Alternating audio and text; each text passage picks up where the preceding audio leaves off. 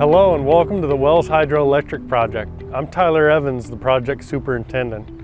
Wells Dam is a unique facility that provides year-round power to Douglas County and beyond. We often hire skilled contractors such as yourself to help us perform maintenance on our units and systems. The Wells project consists of multiple facilities, each contributing to our goal of providing clean, renewable power. As you arrive at the Wells project, you'll notice several facilities such as the Wells Fish Hatchery and our fabrication shops. In these shops, PUD employees regularly perform fabrication and assembly tasks such as welding and machining, crucial for maintaining operations throughout the Wells project. The primary facility here within the project is Wells Dam, also known as the Wells Hydro Combine. Wells Dam contains 10 generating units, 11 spillways, 2 fish facilities, a 230,000 volt switchyard, and various shops and offices, all integrated into a single structure. The length of the Hydro Combine is divided by its 10 generating units, each housed in an isolated silo extending from the top deck of the dam, the 795 level, down to the lowest accessible point in the structure, the 634 level. Each unit silo contains multiple subfloors, individually identified by their elevation above sea level. The 776 level, which spans the entire length of the Hydro Combine, allows travel between each of the unit silos. This level serves as the facility's main floor, primarily consisting of offices, craft shops, and various amenities, including break areas, restrooms, and conference rooms. Upon arrival, contractors may park in a small lot on the top deck of the Hydro Combine, though parking off-site and carpooling onto the structure may be necessary at times. Once you've entered the facility, follow the signs to the main office where you'll receive a contractor badge granting unescorted access throughout the project. The contractor badge must be returned daily at the end of each shift. Depending on your assignment, you may also receive a security access badge, which grants the same unescorted access throughout the project but allows entry through the security gates and bollards, as well as through certain doors within the facility. This security access badge only needs to be returned to the office if you will be off-site for longer than a week. All personnel, regardless of which badge type is granted, must sign in and sign out of the main office each shift. While the operation of Wells Dam is crucial, the safety of our crews, property, and environment is of utmost importance. Next, our safety specialist Chad will go over some specific policies related to Wells Dam. Hello, I'm Chad Johnson, the safety specialist here at the Wells Project. While we pride ourselves in maintaining a safe working environment for everyone, each of us can face a variety of hazards while working on site, making it crucial that we take the proper precautions to protect ourselves and our colleagues. The Wells Project has a comprehensive list of safety policies and procedures, each created to aid in protecting personnel against the hazards that may be encountered on site. For the remainder of this video, we will outline several key elements of our safety program that contractors must be aware of before working on site. All personnel at the Wells Project must adhere to the Wells Dam PPE policy. Hard hats are mandatory throughout the Hydro Combine, except in offices, bathrooms, and break areas. Safety boots, meeting the ASTM F2413 standards, are also mandatory. Safety glasses must be worn when handling chemicals or exposed to flying debris. Hearing protection is mandatory in designated areas, including the 700 level. Fall protection is necessary for heights of 4 feet or more. Flame-resistant clothing is required for work on high-voltage systems, including inside the switchyard. Personal flotation devices, or PFDs, must be worn near water unless protected by hand railing, and respiratory protection is mandatory when exposed to airborne substances like paint fumes or silica dust. At the Wells Project, cranes and other mechanical equipment are integral to daily operations. The 2 overhead gantry cranes, located on the 795 level, are utilized on a daily basis to support the ongoing operation of the dam. Additionally, there are several mobile cranes available for use across the site. Please avoid these cranes during operations unless your presence is essential. Our staff hydromechanics typically oversee all crane operations, but contractors may operate mobile cranes if they hold an active crane operator certification. As a certified crane operator, you are responsible for conducting thorough inspections to ensure the crane, rigging, and associated equipment are in optimal condition before use. Various other types of mechanical equipment, such as forklifts, scissor lifts, and boom lifts, are used around the project daily. To operate any of this equipment on site, you must hold an active operator certification for the associated piece of equipment. Always remain vigilant of your surroundings while operating any equipment, and be diligent in watching out for other personnel nearby.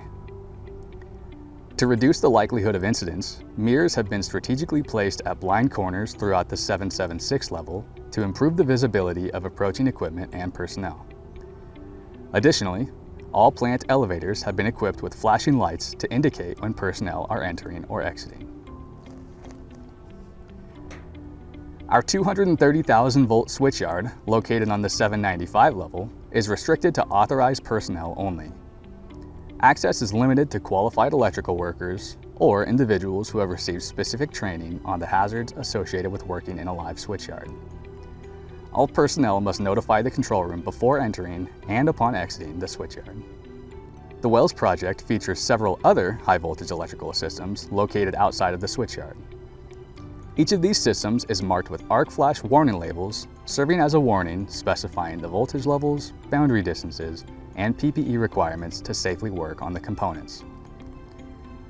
To safeguard our personnel from hazards, such as electrical or mechanical energy, Wells Dam employs lockout-tagout procedures, often referred to on site as clearances. All contractors must strictly follow these procedures. If you plan to work under these controls, please consult our project operations supervisor for required training before commencing work. Before performing welding, grinding, or any operation that could produce flames or sparks, a hot work permit must be obtained from the control room. Designated hot work areas within the project allow such work without a permit. However, a thorough inspection must always be performed before beginning these activities to ensure the absence of flammable materials in the area. The Wells project contains many confined spaces, each of which are labeled with danger signs identifying them as such. Access to these areas requires approval from the control room and comprehensive training on the applicable entry procedures, as well as the risks of entering these spaces. For permit-required confined spaces, additional protective measures must be taken before entering, including obtaining an entry permit from the control room, assigning an attendant at the entry point, and conducting continuous air monitoring throughout the entry process. Please contact your PUD project manager or myself if you have any questions relating to the hazards associated with entering these confined spaces. If you encounter any hazards while entering these spaces, please immediately leave the confined space and contact your PUD project manager.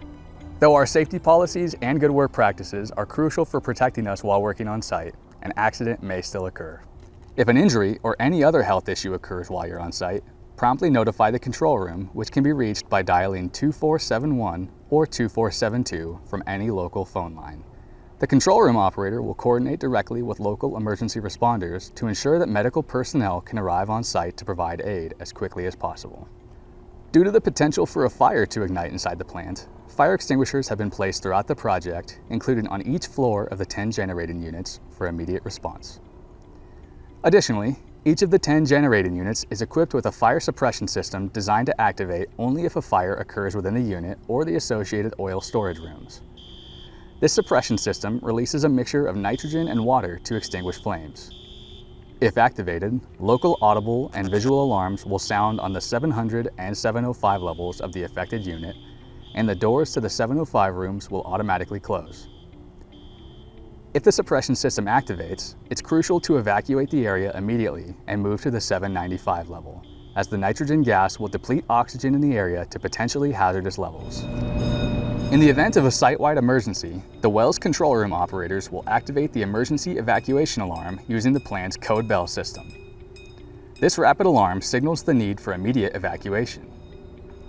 Upon hearing this alarm, all personnel must exit to the 795 level and proceed to the designated evacuation area, located on the west bank near the small parking lot. During an emergency evacuation, it's crucial to know the shortest exit route from your work location.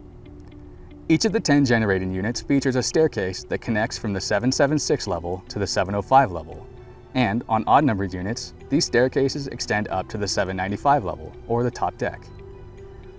The stairs on units 1, 7, and 10 descend to the 658 level, and if you're on the lowest level, the 634 level, your only exit is via the stairs on units 1 and 10.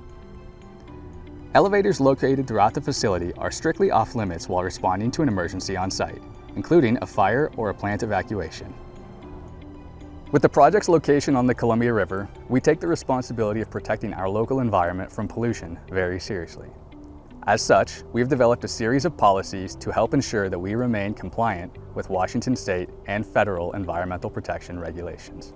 If you observe any spills of chemical solutions or oils on site, please notify the control room immediately so they can initiate the proper cleanup actions. All waste generated on site must be disposed of properly. Contractors are generally responsible for their own waste items. However, we all share the responsibility of protecting our environment. Hazardous waste, including certain chemical solutions and certain materials such as lead and asbestos, must be disposed of in compliance with regulations. Contractors must coordinate disposal activities with Douglas PUD and are prohibited from disposing of hazardous waste in any of the organization's dumpsters, recycling containers, or other waste receptacles. If you have any questions about waste disposal, please contact either myself or our storekeepers. All personnel must obtain approval from the project superintendent and the project manager before making any modifications to the facility. When operating heavy equipment on or within the Hydro Combine, coordinate with PUD personnel to ensure compliance with weight distribution requirements.